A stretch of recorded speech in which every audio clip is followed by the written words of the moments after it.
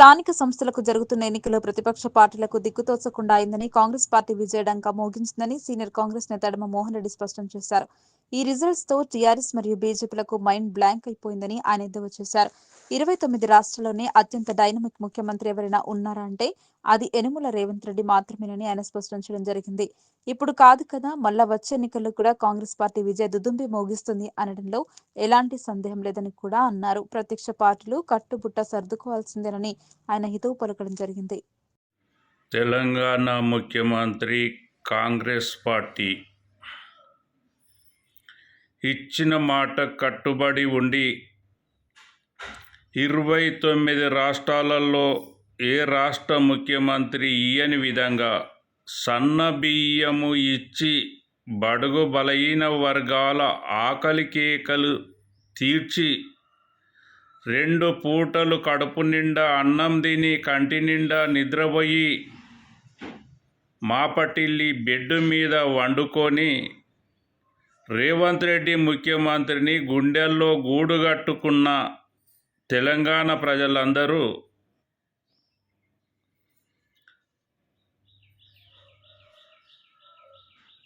రుణమాఫీ అయినోళ్ళు, పండించిన పంటకు బోనస్ ఇచ్చినోళ్ళు, విద్యుత్ ఛార్జీలు, జీరో బిల్లు, గ్యాసు పిరి, కోపిన్ కార్డులు ఇచ్చినోళ్ళు, ఇందిరమ్మ ఇండ్లు తీసుకున్నోళ్ళు రేవంత్ రెడ్డికి ఆశీర్వాదాలు ఇస్తాం, కాంగ్రెస్ పార్టీ సర్పంచ్లను గెలిపిస్తాము అని ఫస్ట్ విడతల్లో 70% కాంగ్రెస్ పార్టీని గెలిపించిర్రు. ఇంకా రెండో విడతల్లో 90% కాంగ్రెస్ పార్టీని గెలిపించబోతుర్రు. రేపు జరగబోయే రెండో విడతల్లో 90% కాంగ్రెస్ పార్టీని గెలిపించబోతుర్రు. ఇంకా మూడోది జరిగే సర్పంచ్ ఎలక్షన్లలో మొత్తానికి 100% కాంగ్రెస్ పార్టీని గెలిపిస్తారు.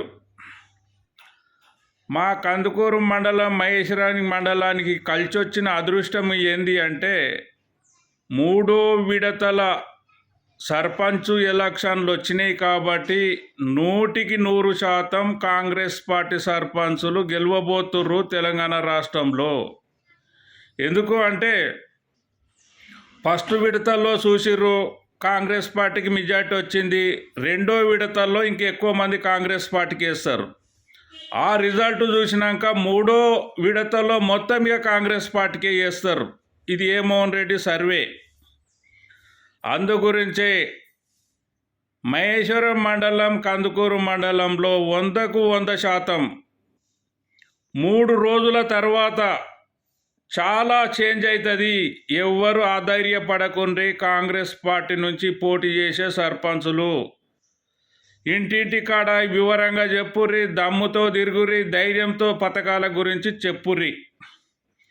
ఇంకా రెండోది, ఈ వచ్చే జనవరి నుంచి ధరణిలో భూ సమస్యలు మొత్తం తీర్చనీకే ఈ యాక్టును సవరణ చేస్తుర్రు. ఈ వచ్చే జనవరి నుంచి ధరణిలో సవరణలు చేసే యాక్టు తీసుకొస్తుర్రు. తెలంగాణ రాష్ట్ర వ్యాప్తంగా మొత్తం లావణ్య భూములు ఉన్నోళ్లకు కూడా పట్టాలు ఇవ్వనీకే ప్రయత్నంలో రేవంత్ రెడ్డి ఉన్నాడు. తెలంగాణ రాష్ట్ర వ్యాప్తంగా 20 లక్షల ఎకరాలు ఆ రోజు కాంగ్రెస్ పార్టీ లావణ్య భూములు ఇచ్చింది. జనవరి లాస్ట్ వరకు ప్రతి ఒక్క లావణ్య భూములు ఉన్నోళ్లకు అమ్ముకునేటట్టు, కొనుక్కునేటట్టు రేవంత్ రెడ్డి అసెంబ్లీలో జీవో తీసుకొచ్చి అమలు చేయబోతుండు.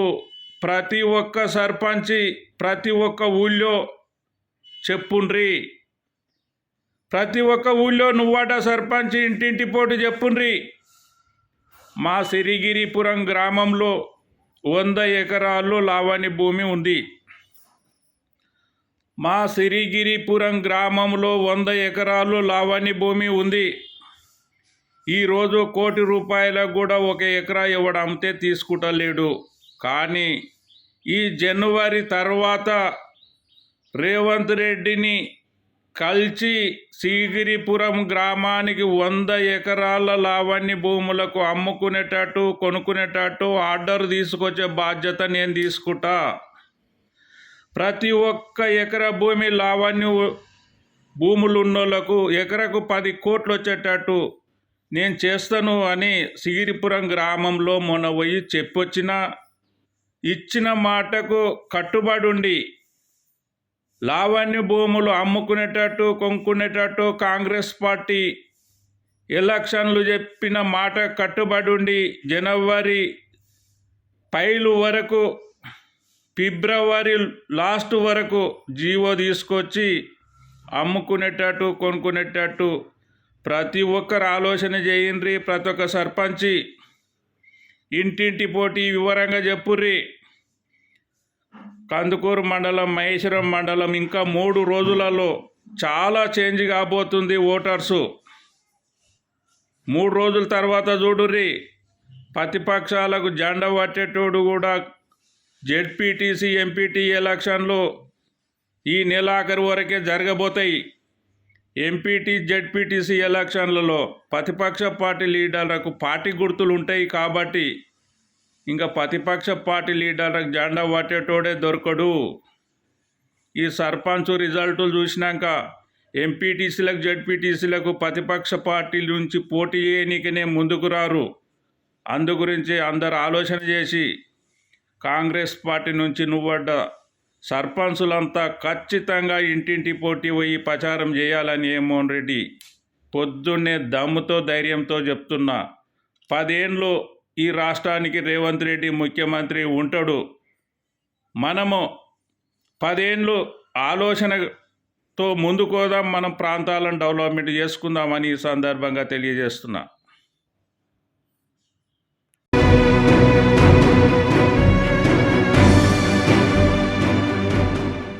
సరైన రోడ్డు లేక వారు పడుతున్న ఇబ్బందులను ఆంధ్రప్రదేశ్ రాష్ట్ర ఉప ముఖ్యమంత్రి పవన్ కళ్యాణ్ కి వివరించగా సాయంత్రానికి రోడ్డు నిర్మాణానికి అనుమతులు ఇచ్చేలా చర్యలు చేపట్టారు. ఈ సంఘటన ఆంధ్రప్రదేశ్ రాష్ట్రంలో జరిగింది. కానీ పాల్గొన్న ఒక సమావేశంలో విద్యార్థులు దీనికి సంబంధించి ప్రత్యేకంగా విజ్ఞప్తి చేశారు. మానవతా దృక్పథంతో స్పందించాలని కోరారు. ఈ విషయంలో ఉప ముఖ్యమంత్రి పవన్ కళ్యాణ్ చూపించిన స్వరూప్ పట్ల పలువురు హర్షం వ్యక్తం చేస్తున్నారు. నా నుంచి పర్సనల్ రిక్వెస్ట్ సార్, మా ఊరికి రోడ్డు లేదు సార్. మళ్ళీ హేమావతి నుంచి రావడానికి మా ఊరికి రోడ్డు లేదు. మళ్ళీ గున్యాలి నుంచి మా ఊరికి రావడానికి కూడా రోడ్డు లేదు సార్. మొత్తం చాలా ఇబ్బంది పడుతున్నాం. అది మేము రిక్వెస్ట్ చేసుకుంటున్నాం సార్.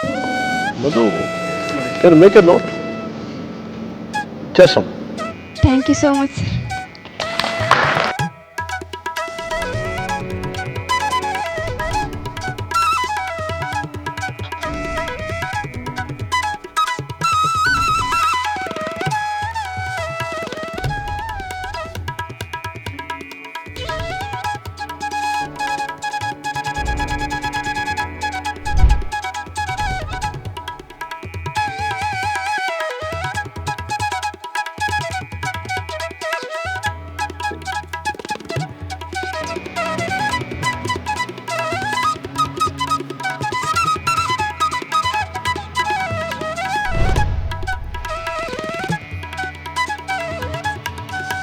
నిన్న మేము పవన్ కళ్యాణ్ సార్ని మీట్ అయ్యాము. అందరితో చాలా అంటే చాలా చక్కగా మాట్లాడారు మాతో. అంటే మా నాన్న ఎలాగో మనతో మాట్లాడతారో అలాగే పవన్ సార్ మనతో మాట్లాడారు. అందరికీ అన్ని 16 ప్లేయర్స్ కూడా 5 lakh ఇచ్చారు మాకు. నిన్న నేను సార్కి, సార్ మా ఊరికి రోడ్డు లేదు సార్, మా ఊరు వాళ్ళు చాలా అంటే చాలా ఇబ్బంది పడుతున్నారు సార్ అన్నప్పుడే సరే అమ్మా నేను చేపిస్తాను అన్నారు. ఒక్కరోజుకే మా ఊరికి రోడ్ శాంక్షన్ అయింది. నిజంగా సార్ మీలాంటి లీడరు మా దేశానికి నిజంగా చాలా అంటే చాలా అవసరం మాకు. మా ఊరికి రోడ్ శాంక్షన్ చేశారు. చాలా అంటే చాలా thank you so much sir. మీ రుణం ఎప్పుడు మా మీద ఉంటుంది sir. Thank you so much sir.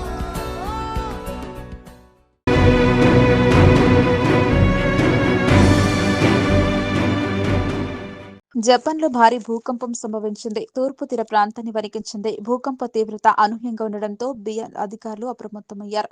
ముందు జాగ్రత్త చర్యలు తీసుకున్నారు. తీర ప్రాంతాలన్నింటినీ ఖాళీ చేయించారు. బీచ్లను మూసివేశారు. భూకంప తీవ్రత పలు ప్రాంతాలపై పడింది. భారీ భవనాలు కుంగిపోయాయి, బీటలు వారాయి. ఇప్పటి వరకు 50 మందికి పైగా గాయపడ్డారు. ఈ భూకంప తీవ్రత రిక్టర్ స్కేల్పై 6.7గా రికార్డయింది. ఆ దేశ కాలమానం ప్రకారం శుక్రవారం ఉదయం 11 గంటల 44 నిమిషాలకు అమూరి ప్రిఫెక్చర్ తీరం సమీపంలో భూమి ప్రకోపించింది. ప్రిఫెక్చర్ ఉపరితలం నుంచి 20 కిలోమీటర్ల దిగువన ఈ ప్రకంపనలు నమోదైనట్లు యునైటెడ్ స్టేట్స్ జియోలాజికల్ సర్వే తెలిపింది. టెక్టానిక్ ప్లేట్లలో సంభవించిన పెను కదలికల వల్ల భూమి కంపించినట్లు తెలిపింది. జపాన్ న్యూక్లియర్ రెగ్యులేషన్ అథారిటీ అణు విద్యుత్ కేంద్రాలలో ఎటువంటి అసాధారణ పరిస్థితులు లేవని ప్రకటించింది. ఈ భూకంపం ప్రభావం వల్ల రోడ్లు ధ్వంసమయ్యాయి, పలు భవనాలు పాక్షికంగా దెబ్బతిన్నాయి, కిటికీ అద్దాలు పగిలిపోయాయి. భూకంప ప్రభావం సమీప ప్రాంతాలపై పడింది, పలు భవనాలు దెబ్బతిన్నాయి, బీటలు వారాయి, కొన్ని చోట్ల పాక్షికంగా కూలిపోయింది.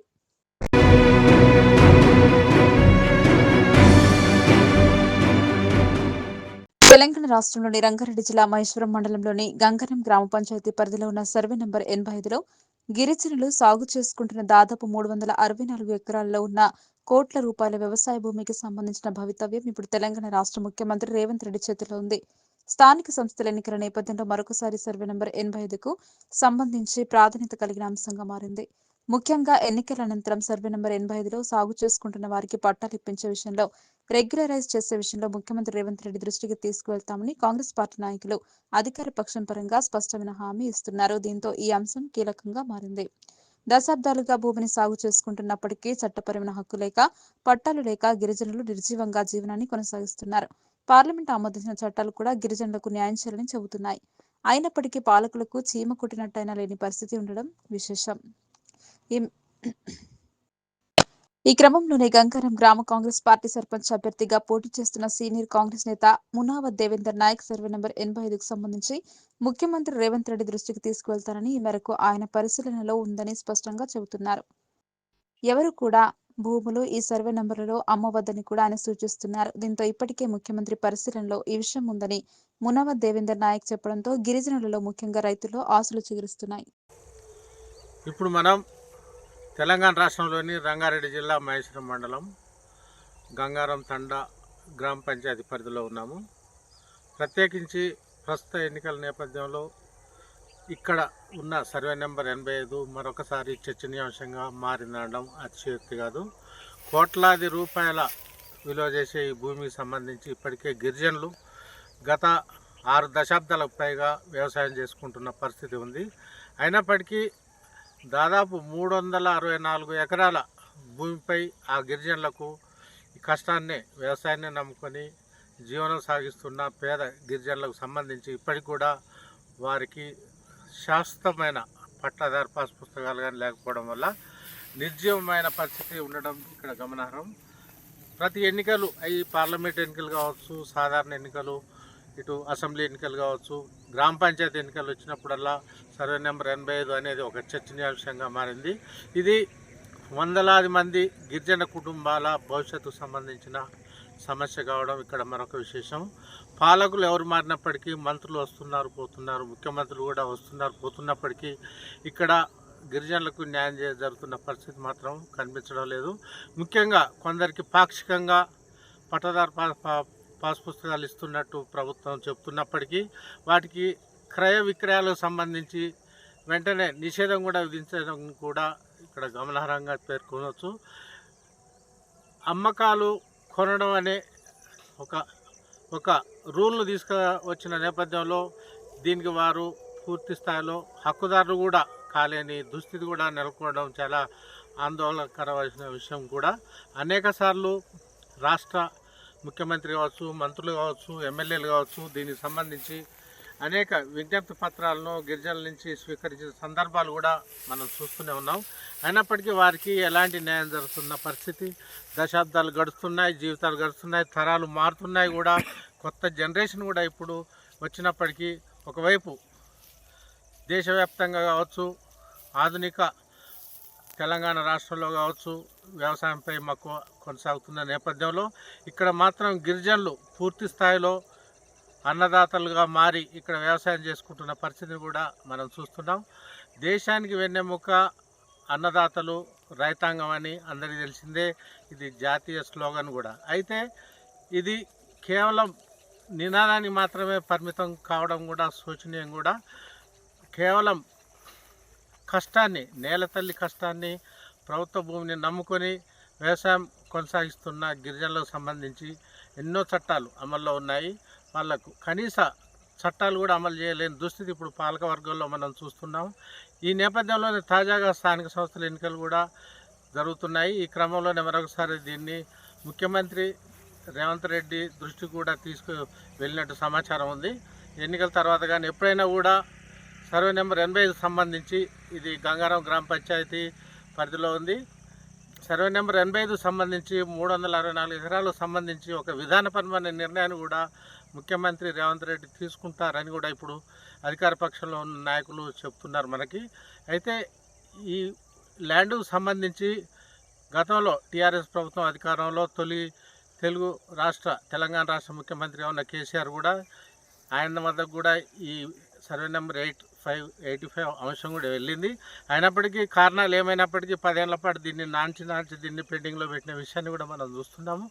పైగా గతంలో కొన్ని పాక్షికపరమైన హక్కులు పొందిన గిరిజనులు, ఇక్కడ ఉన్న ఆల్రెడీ సాగులో ఉన్న రైతులు గత ప్రభుత్వ హయాంలో కూడా ధరలు రావడంతో వాళ్ళ నోట్లో పచ్చి వెలకబడ్డట్టుగా మారింది. కనీసం దీన్ని ఒక విధంగా చెప్పాలంటే దీన్ని నిషేధిత జోన్గా ప్రభుత్వం రికార్డులో దీన్ని పరిగణిస్తూ వస్తుండడం కూడా బాధాకరమైన విషయం. ఈ క్రమంలోనే కాంగ్రెస్ ప్రభుత్వం కూడా ఇప్పుడు ముఖ్యంగా కాంగ్రెస్ పార్టీ నాయకులు దీనికి సంబంధించి ఖచ్చితంగా ఈ ఎన్నికల అనంతరం ఈ సర్వే నెంబర్ 85లో సాగులో ప్రతి ఒక్కరికి పట్టాలు ఇవ్వాలి. కబ్జాలో ఉన్న ప్రతి ఒక్క రైతుకు, వాళ్ళు గిరిజనులు కావచ్చు, వేరే వాళ్ళు ఎవరైనా కావచ్చు, సాగులో ఉన్న వాళ్ళు, కబ్జాలో ఉన్న ప్రతి ఒక్కరికి కూడా పట్టాలు ఇచ్చే దిశగా ఇప్పిస్తామని కూడా అధికార పక్షం వారు అంటున్నారు.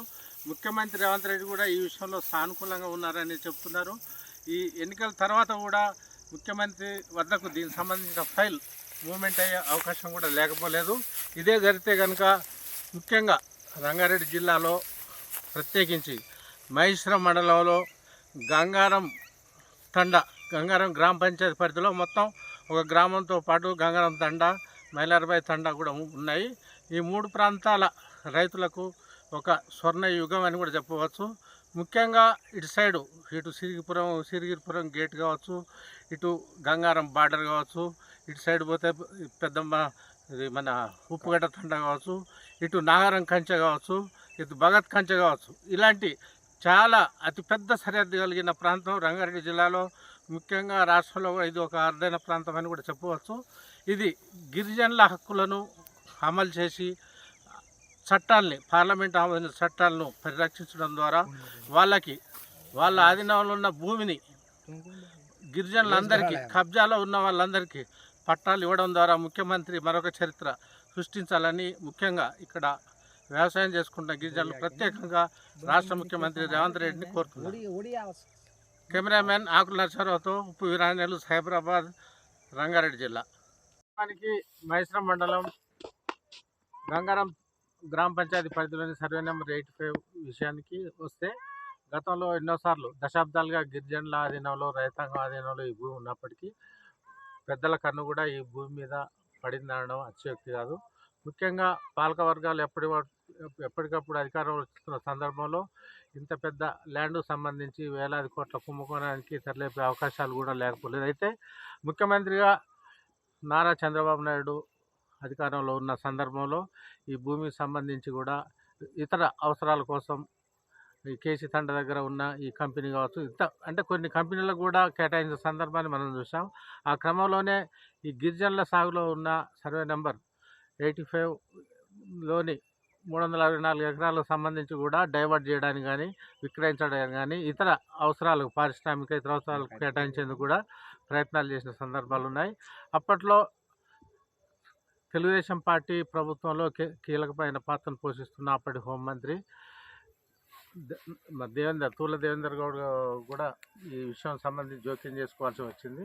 ముఖ్యంగా ఇక్కడ ఉన్న సిరిగిరిపురం కావచ్చు, ఇక్కడ గంగారం తండ కావచ్చు, ఇటు మైలార్బాయి తండ, ఇక్కడ ఉన్న గిరిజనులు, రైతులు వీళ్ళంతా పోయి అక్కడ గవర్నమెంట్ మీద అప్పటికప్పుడు మేఘాల మీద అర్ధరేత్రి దాటిన తర్వాత కూడా వెళ్ళి తమ భూముల పరిరక్షణ కోసం ఎంత దూరమైనా వెళ్తామని, ప్రాణత్యాగానికి సిద్ధమని తెగించిన సందర్భంలో దేవేంద్ర గౌడ్ స్వయంగా జోక్యం చేసుకొని ముఖ్యమంత్రి వద్ద ఈ విషయంలో రెవెన్యూ అధికారులతో కావచ్చు, కలెక్టర్తో కూడా సంప్రదించి ఈ భూమి జోలికి ప్రభుత్వం వెళ్లకుండా తగిన చర్యలు కూడా తీసుకున్న సందర్భాలు మనం చూసినాం. ఆ క్రమంలో ఈ భూమి కూడా దాదాపు ఇన్ని దశాబ్దాలు 5-6 దశాబ్దాలు అయినప్పటికీ కూడా గిరిజనుల సాగులో ఉందంటే దీంట్లో గిరిజనుల తెగింపు, ఈ వ్యవసాయం పట్ల వాళ్ళకున్న మక్కువ కూడా కావచ్చు. ఇలాంటి సందర్భాల్లో ఈ భూమిని ఇప్పటికి కూడా గిరిజనులు ఎప్పుడు కూడా వదులుకోవడానికి ఎప్పుడు సిద్ధంగా ఉన్న పరిస్థితి లేదు. తరాలు మారుతున్నాయి, వ్యవసాయం కూడా ఆధునిక యుగంలో కూడా వాళ్ళు దీన్ని వృత్తిగా స్వీకరించి జీవనం సాగిస్తున్న పరిస్థితిని మనం చూస్తున్నాం. ఈ క్రమంలో సర్వే నెంబర్ 85 సంబంధించి గతంలో పాలక వర్గంలో ఉన్న పెద్దలు ఎన్ని విధాలుగా దీన్ని డైవర్ట్ చేసి ఇతర అవసరాల కోసం కేటాయించాలని ప్రయత్నించినప్పటికీ కూడా గిరిజనులు ఈ కబ్జాలో ఉన్న రైతాంగం మాత్రం అడ్డుకొని ప్రభుత్వంపై ఒత్తిడి తెస్తున్న క్రమంలోనే ఆ ప్రయత్నాలని అప్పటికప్పుడు ప్రభుత్వం విరమించుకున్న సందర్భాలను మనం చూడడం జరిగింది. దేవేందర్ గౌడ్ అప్పుడు అదే మూమెంట్లో దేవేందర్ గౌడే ఆపిండు. కేవలం దేవేందర్ గౌడ్ అప్పుడు టీడీపీలో ప్రభుత్వంలో చంద్రబాబు గవర్నమెంట్లో నెంబర్ 2 ఉన్న పరిస్థితిలో స్వయంగా జోక్యం చేసుకొని ఇక్కడ ఎయిర్పోర్టు రావడానికి ఎంతో కారణమైన దేవేందర్ గౌడ్ అప్పట్లో ఈ ప్రాంత అభివృద్ధికి ఎంతో కృషి చేశారు. ఆ క్రమంలోనే ఇలాంటి భూములను ముఖ్యంగా సర్వే నెంబర్ 85, 364 ఏకర్స్ కూడా ప్రభుత్వం కానీ ఇతర ఎవరు కూడా పెద్దలు జోక్యం చేసుకోకుండా నియంత్రించి ఇది గిరిజనులకు చెందే విధంగా అప్పటికప్పుడు చర్యలు తీసుకోవడం కూడా మనం గమనించాం. అప్పుడు మంచిగా ఉండదు.